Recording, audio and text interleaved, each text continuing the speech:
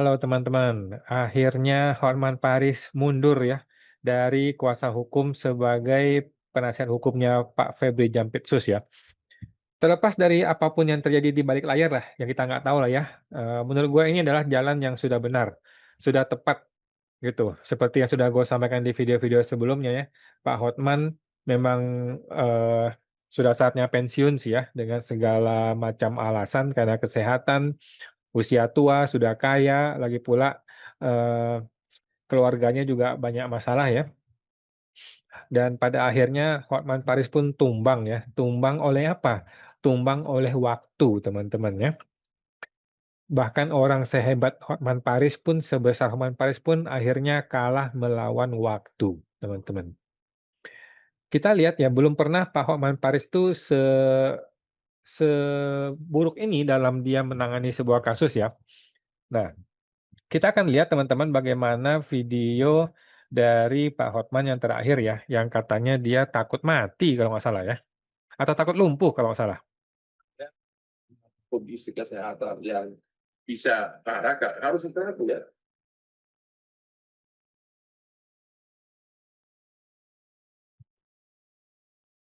Oke, gua akan buka audionya nih, supaya audionya dapat. Karena kondisi kesehatan yang bisa parah harus istirahat ya. Bisa parah, ya udah saya sudah memberitahukan beliau bahwa saya mengundurkan diri. Tepat dia coba pikirin, tapi kalau begini gua nggak bisa lagi karena dokter Singapura pun sudah marah-marah gitu loh. Kenapa you kerja gitu. Jadi saya operasi tanggal 9 malam, operasi bius total. Itu pun saya 2 kali bolak-balik. Jadi saya begini, saya 2 bulan pertama dari mulai bulan Mei, bulan Juni, saya udah kesakitan terus, udah asal jalan sakit, asal ada beban sakit. Ya, akhirnya saya ke akupuntur, ke dokter sini juga, ibu ini juga, ibu dokter TNI, sama Prof Eko di sini. Terus saya ke Singapura awal bulan Juli. Terus gua nggak berani, karena katanya harus bius total. Gua lihat kamar operasinya seram gitu loh. Hanya balik lagi ke Jakarta, aku puntur lagi, fisioterapi lagi, tetap sakit. Akhirnya gua nekat, berangkat lagi ke Singapura tanggal 8, tanggal 9 dioperasi subuh-subuh, pagi-pagi, ya, dengan ketakutan kan bius total, ya. Tapi kan sampai sejam saya udah keluar, rupanya operasi itu sebentar. Ya tapi saya 2 hari total di opname, nggak bisa kaki bergerak, ya. Dan memang langsung sembuh yang kakinya itu, yang yang sakit di paha sama di betis. Cuman yang ini kan bekas operasi di sini, ini perban semua punggung saya ini. Jadi aku jujur sampai tindakan aku takut rawat lumpuh. aja. Kayak gini kan, soalnya belum tentu lumpuh ya boy. Aku takut loh karena lu mau lihat nih. Enggak. Yang buat nanti hari Sabtu saya itu. sudah bulan Juni udah kesakitan. Sudah bolak-balik ke sini Bu ya. Terus juga ke akupuntur sampai ke dokter katanya jago pijit di hutan di Bogor. Oke, begitu teman-teman ya. Pernyataan dari Pak Hotman Paris dan gua rasa sudah tepat lah ya. Kesehatan itu lebih penting daripada ngurusin hal-hal begituan ya. Kecuali dia masih miskin. Kalau masih miskin ya kita berjuanglah sampai teresdah terakhir ya demi uang gitu. Tetapi kan udah punya banyak duit nih Pak Hotman ya, sudah kaya raya dia gitu. Nah, luar biasa juga dalam kasusnya Pak Hotman ini, dia seorang yang sangat koleris ya teman-teman, seorang yang sangat kuat wataknya, keras gitu, dan pada akhirnya toh dia kalah oleh waktu teman-teman. Pada akhirnya setiap orang ada masanya toh, setiap masa ada orangnya gitu. Masa jayanya Pak Hotman Paris sudah selesai, sudah selesai. Pada akhirnya semua orang akan dimakan oleh waktu. Semua orang yang kuat, yang hebat, yang luar biasa, yang keren, yang cantik, yang kaya, yang ganteng, yang canggih dan sebagainya, semuanya ada masa kadaluarsanya ya.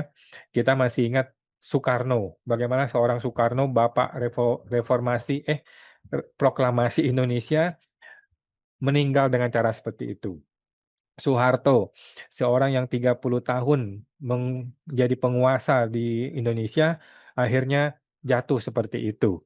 Deng Xiaoping yang katanya jagoan di Cina itu ya, sekarang sudah tua banget ya, tua renta dan harus digopong kemana mana, jalannya udah susah, Jadi, maksud gua adalah tidak ada seorang pun yang bisa menang melawan waktu, gitu. Akhirnya Hotman Paris pun kalah melawan waktu, teman-teman. Yang mengalahkan dia bukannya Pak Polisi, bukannya si, netizen dan sebagainya, yang mengalahkan dia adalah waktu. Waktu tidak bisa terkalahkan oleh siapapun. Nah, apakah Hotman Paris ini mundur gara-gara intimidasi dari Pak Polisi? Ya mungkin iya, mungkin juga tidak, teman-teman ya. Tetapi kan itu sekarang udah nggak penting toh. Toh dia sudah mundur toh. Nah, jadi kesehatan selalu lebih penting. Dan gua rasa ini berlaku buat semua orang, buat kita semua, buat elu, Bapak Hotman, dan kita semua. Kesehatan adalah yang paling penting. Dan buat Pak Febri juga saya sama ya, Pak Febri Jampitsus, kesehatan yang paling penting, Pak.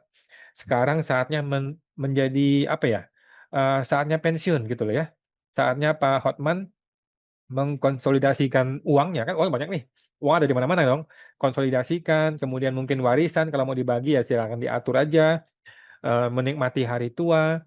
Ya pada akhirnya kan, hidup ini kan nggak cuma buat kerja ya, pada akhirnya hidup ini nggak cuma buat, cari duit gitu loh. Jangan sampai kerjaan kita tuh dihentikan oleh serangan jantung atau dihentikan oleh, lumpuh atau kematian gitu ya. Pekerjaan kita tuh harus dihentikan dengan keinginan kita sendiri, dengan kemauan kita sendiri karena kita merasa sudah cukup, merasa tidak lagi perlu bekerja sehingga kita bisa enjoy life gitu ya, menikmati hidup gitu loh. Dan sayang sekali Pak Hotman ini perihal mengenai kasus yang dia dilaporin polisi ya, ini ada video lagi teman-teman ya, kita akan lihat lagi videonya yang tadi itu. Satu lagi video di mana dia mengomentari mengenai laporan PWI ke polisi usai hina wartawan. Dia mengatakan don't worry ya, santai katanya. Aduan-aduan seperti itu gimana ngerespon itu, Pak? Don't worry lah. Hah. Don't worry. Ya, don't worry. Seandainya Bang diminta Itu untuk kan klarifikasi. dari orang ke orang. Kan gua terangi dia panjang lebar, dia terus ngotot, akhirnya harusnya jawabannya, lu ngerti nggak sih? Gua bilang sama saja dengan otak, lu punya otak sih kok nggak ngerti itu loh. Dan itu ke oknum lu, bukan ke organisasi. Jadi itu delik aduan, bukan delik pers gitu loh. Tapi seandainya Abang diminta untuk klarifikasi atau Ya pasti diminta datang lah kalau dipanggil. Aduh, gua kan tahu itu aja ya. Jadi nggak ada apa-apa. Itu nggak masalah. Kalau gua bilang, lu ngerti nggak sih? Itu artinya lu itu siapa? Ya kau kan? Kau itu siapa? Perorangan. Gua kan nggak pernah menyinggung lembaga pers. Dan juga itu bukan ke press conference, itu kan doorstop. Gitu loh, nggak ada. Dan nggak tepat kalau dibilang itu sebagai bagian penghinaan begitu ya? Ya apa yang dihina kalau misalnya nih, kalau gua terangin lu terus semua itu, tapi lu nggak ngerti-ngerti atau nggak mau terima, terus gua tanya, lu tahu di mana kok, lu nggak punya otak nggak sih? Itu kan pertanyaan. Karena gua udah terangin tapi nggak mau ngerti. Harusnya pertanyaannya memang lebih sopan. Terus ngerti nggak sih? Tapi juga waktu keluar salamat ternyata dia dari LSM.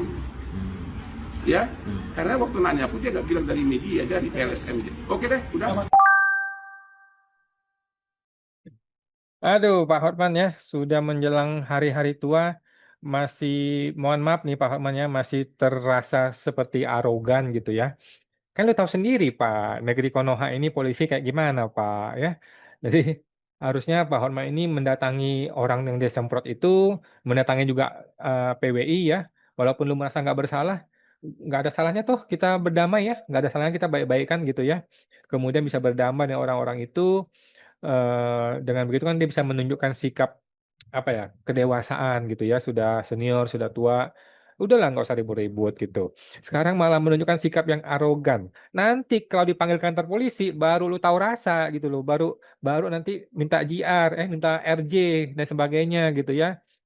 Aduh, Pak Hotman. Ya anyways, tidak semua orang bisa punya pendewasaan seperti itu ya.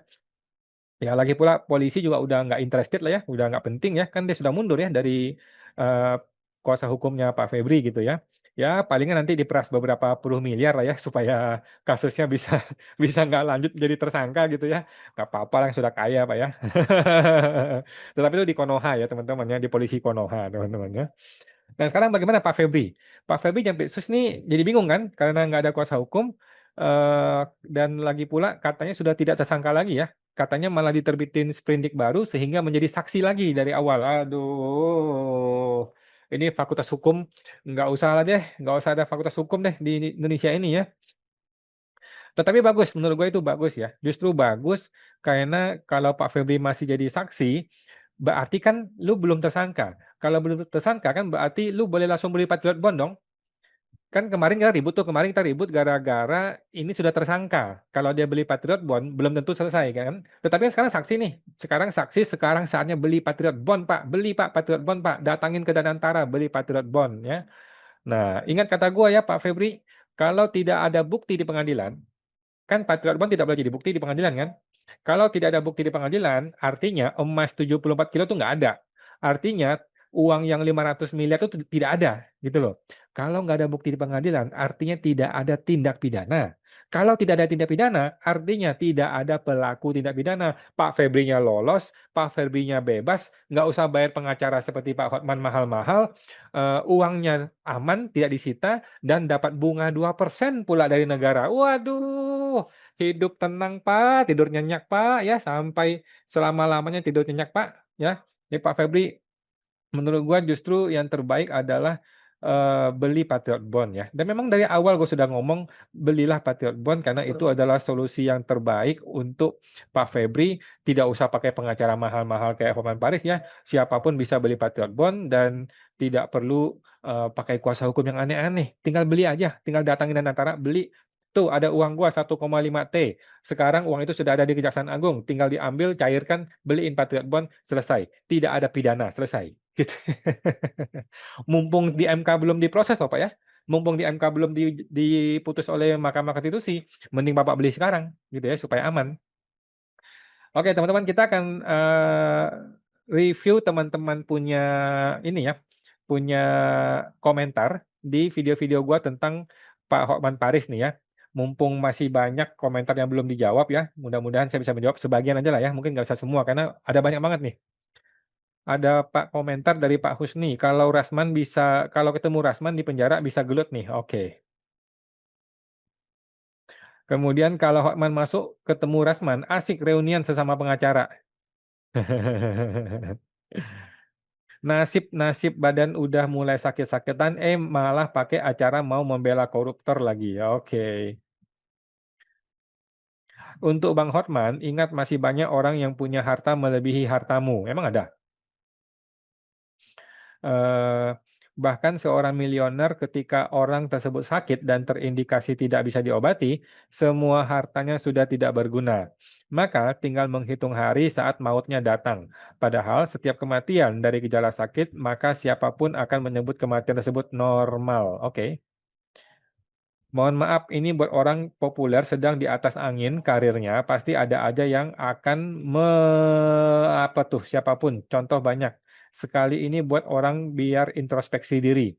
Kasihan buat yang bersangkutan agar untuk bahan renungan untuk siapapun orangnya dari artis, pengusaha, hakim, jaksa dan masih juga banyak yang lainnya. Itulah romantika kehidupan. Ibarat roda masih berputar. Oke. Semoga bisa bertemu Hotman Paris sama musuh bebuyutannya Pak Rasman ya. Mereka biar bertinju. Thanks. Waduh. Pengacara sombong dan suka flexing yang sangat memuakkan ini memang sangat layak dilaporkan. Semoga segera diintimidasi polisi. Ditindaklanjuti kok diintimidasi. Manusia yang ini sebaiknya diajukan dan dituntut sesuai hukum yang berlaku. Bila mungkin, kembangkan kasus-kasus yang lain juga kasus atau saksi KSS keponakannya. Oke. Biar ikut merasakan di Hotel Prodeo karena pernah membela orang yang memang salah. Jadi benar dan menang di pengadilan ini hukum karma bakalan berbalik ke pembela yang salah. Oke.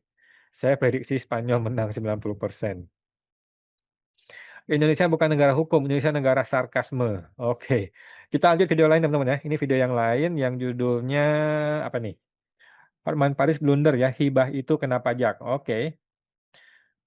Orang pajak bisa mendapatkan uang pajak dari rakyat, tetapi cuci tangan tidak ikut mengawal kemana larinya uang yang masuk ke negara. Kehebatan seorang pengacara bisa dengan menyuap lembaga pengadilan. Oke. Hotman Paris alasan sakit untuk menutupi malunya. Hotman Paris Hutapea katanya sakit berobat ke luar negeri. Jangan pulang lagi ke Indonesia ya, biar nggak ada pengacara sombong bikin gaduh masyarakat. Waduh. Pertahankan sekuatmu, nanti pasti kebongkar. Salam teman-teman Holy Wing. Bikin skenario tujuannya untuk menutupi kasus korupsi, tapi malah Tapi mereka lupa bahwa Allah yang Maha Tahu dan sebaik-baiknya Sang Maha Sutradara. Oke. Dia pengacara hebat, sogok semua instansi hukum sekutunya, makanya bayaran mahal untuk sogok sekutu-sekutunya. Dia di TV, media sosial, nggak ada ngomong instansi hukum, nggak beres. Nggak benar pengacara lain junior aja berani kalau ada yang nggak beres, nggak benar. Rakyat aja tahu hukum banyak yang nggak benar. Wah, kakak. Yang namanya kebohongan pasti terbongkar. Boleh kita bohong, tapi harus yakin orang percaya dan masuk akal. Makanya jangan terlalu pede lah membuat kebohongan orang lain juga berpikir kalau nggak terima saja. Ayo DJP langsung jemput bola, kita dukung sependapat dengan pajak smart. Oke. Ayo Pak Purbaya, ada potensi pajak koruptor. Waduh. Coba analisa celah mana yang biasa dimanfaatkan oknum pegawai pajak untuk memperkaya diri. Cincin 15M, pajak nggak mau bayar. Hotman, hotman. Sebenarnya di negara kita nggak kurang orang pandai, tapi yang kurang adalah orang berkuasa yang kurang amanah dan mencintai negara. Oke. Beranikah DJP menyerang Hotman Paris? Kalau kita jujur ya, mulai saat ini setiap kesalahan, apalagi kalau menyengsarakan orang banyak, pasti akan terbongkar bukan dari orang lain terbongkarnya, tapi dari diri sendiri akibat blunder-blunder yang dibuatnya. Waduh.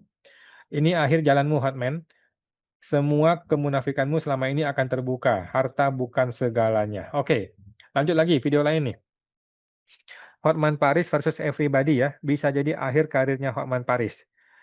Jangan merasa diri paling hebat sehingga arogan, sombong. Justru sikapmu ini yang akan menghancurkan karirmu, keluargamu, hidup dan kehidupanmu. Kalau tidak percaya, kita perhatikan kehidupan beliau ke depan. Waduh. Kesombongan menghancurkan etika, merasa tersanjung buat orang lupa diri. Hotman Paris baru kena batunya saat ini karena semakin jadi kesombongannya, ingat yang kuasa saat ini sudah murka melihat tingkah lakunya. Waduh. Banyak orang mewakili Tuhan ya teman-teman ya. Kita nih suka merasa tahu apa yang Tuhan inginkan gitu loh. Padahal kan kita nggak tahu ya. Gimana dia nggak mempertaruhkan segala-galanya?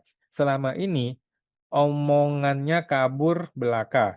Dengar uang 50M yang benar-benar salah dengan ngototnya dia membenarkan koruptor. Bertegang urat leher sampai urat lehernya kelihatan sebesar pipa paralon. Makanya jangan sok kali kau merasa yang paling hebat di atas dunia ini. Mana lebih hebat kau sama Nasrus dan Fir'aun. Keduanya mampus juga karena keangkuhan dan kesombongannya. Makanya kalau jadi lawyer itu pakai ilmu yang mumpuni, berintegritas, jujur, dan beradab. Oke, lihat teman-teman ya, bahkan Fir'aun yang luar biasa hebat juga dilibas oleh waktu. Pokoknya hilang berapa orang koruptor daripada kehilangan bangsa dan negara RI. Hukum mati Febri dan kawan-kawan es jam Pistus itu rakyat rela kehilangan dia yang koruptor. Nggak bisa lah, nggak bisa menghukum mati Febri. Orang bodoh pun ngerti ini demi fulus tanpa fulus, no. Nggak jauh dengan Sandiwara Sambo. Oke. Kasihan wartawannya terlalu kasar ngomongin si pengacara sombong. Mana ada gratis jadi omongan delman sombong. Seorang wartawan ada yang mengatakan bahwa di depan rumah itu dulunya pernah ada tulisan disita. Lalu di kemudian hari menjadi rumahnya FA dan kemudian menjadi rumah yayasan. Ini gua nggak tahu teman-teman ya. Uang tunai didapat dari mana? Bang Hotman Paris, saya ngefans sama abang, saya ingatkan satu sarankan. Satu, mulai sekarang lepas cincin yang mahal-mahal itu. Dua, lepas jas-jas yang mahal, ganti baju putih biasa pakai dasi. Tiga, tinggalkan para sekretaris cewek-cewek. Tarif diturunkan paling banyak 50.000 rupiah. Bahasa mulai ditata dan pakai adab. Waduh. Yang penting rakyat mahasiswa dan seluruh media mengawal tanpa sampai tuntas. Ada gimmick dari dalam Kejagung bahwa FA sebagai penuntut sebagai Markus. Oke. Semua serba ece-ece dan akan ditutup-tutupi, saling melindungi ya. Bagaimana dengan koruptor kebal hukum di instansi lain? Apakah berani buka-bukaan? Jangan harapkan selama undang-undang perampasan aset, harta koruptor tidak disahkan sang dewan terhormat. Balas budi katanya. Oke. Anaknya Jedar pernah ditanya sama Hotman Paris. Jawabannya anak cerdas itu terbukti sekarang. Emang iya? Ngomong apa dia? Saat negara ini darurat korupsi, Hotman membela koruptor. Luar biasa si Hotman ini ya, luar biasa. Saya jadi bertanya, sebenarnya pengacara top yang satu ini pakar hukum atau lobang ni takar? Luar biasa kepintarannya orang yang satu ini. Oke, siapa tuh maksudnya?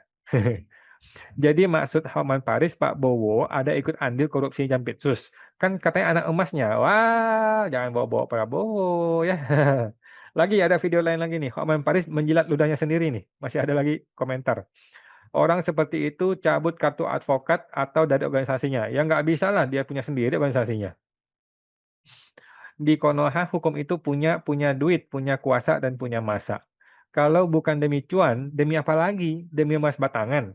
Yang jelas momentum ini peluang untuk menjatuhkan dan memeras pimpinan negara. Wow. Sudah kelihatan mulai terbongkar Bang Hot-Hot. Pengacara Hotman Paris saatnya kesombongannya berakhir dengan Febriansyah. Kehebatan manusia selalu terbatas sesuai hukum alam.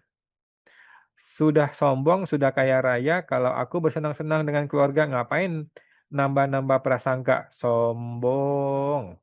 Mengapa Hotman nggak beli oknum polisi yang korupsi uang MBG? Sebabnya uangnya dikit, lebih baik membela maling gede. Febri Adiansyah punya emas uang asing miliaran. Sepandai-pandai tupai meloncat, pasti adalah jatuh juga. Lo bantu Hotman Paris saja, sama aja lo mau meloloskan orang yang bersalah dosa, lo tanggung jawab, lo mati. Waduh. Ahok Presiden 2029, mana bisa. Cerita PK Hotman Paris, cermin buat kita semua orang yang waras. Coba simak perkaranya, Pak Hotman Paris, dia ahli hukum yang mana ahli hukum pun bisa dibolak-balik. Semuanya mulut dia, yang penting jadi uang banyak, dia wajar kalau dia bilang, gue udah kaya. Gue nggak butuh bayaran buat bantu kasus ini. Ingat, PK Hotman Paris itu titipan ilahi semata. Anda sudah tua, lah besok lusa Anda akan kembali mati. PK baik-baiklah cara Anda mengucap ke publik. Oke. Hotman itu NPD plus bipolar. Sok bantu orang nggak mampu, tapi betul kata anaknya sendiri, dia memperalat orang miskin, taktik marketing. Waduh, si Hotman Paris pelin-pelan gara-gara minum whey kopi dosis apa itu? Oke teman-teman, seperti itu ya. Mungkin masih banyak komentar lain yang akan bikin di video lain ya. Pada akhirnya kita semua akan dilibas oleh waktu, termasuk sang legendaris Hotman Paris. Yang sangat disayangkan adalah dia berhenti gara-gara kesehatan ya, bukan gara-gara keinginan sendiri, bukan karena merasa sudah cukup gitu. Seseorang seharusnya berhenti ketika dia ada di puncak, bukan ketika dia dijatuhkan dari puncak. Gua rasa seperti itu yang tepat ya, kalau orang mau pensiun gitu. Anyway, pada akhirnya setiap orang ada masanya, setiap masa ada orangnya. Itu yang gue ingat-ingat terus dalam hidup gue ya, supaya gue tidak apa ya, istilahnya tidak kepengen untuk lebih dan lebih lagi, karena setiap orang tuh ada batasnya, gitu. Oke teman-teman, sampai jumpa, semoga terbantu.